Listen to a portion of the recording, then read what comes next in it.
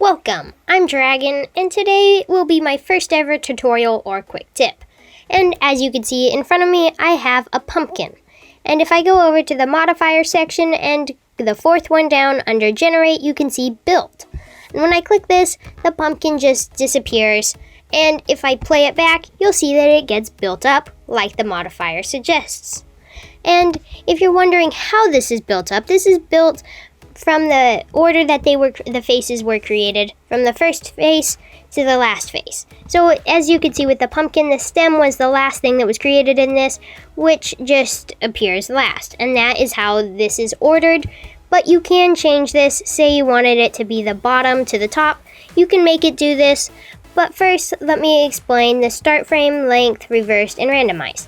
So the start frame, this just basically, like it suggests, it talks about where it will start. So if I typed in 20, it would start at frame 20. If I typed in this length, then the length is just how long it will last. So if I wanted it to last 80 frames, then I could type in 80. And here, I'll just show you a quick example of 80 frames.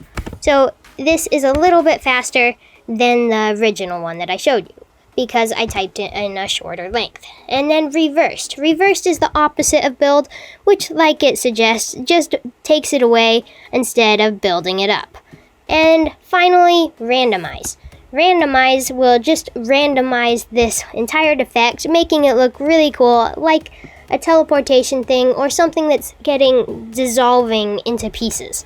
And that's what I think of randomized, which I think is pretty cool. Okay, next up, I will be showing you how to sort your mesh to be built up in a specific order, instead of how it is right now with randomize turned off. So to do this, I'm going to be moving my object upward so I can use the cursor option, which I will explain what that is in a sec.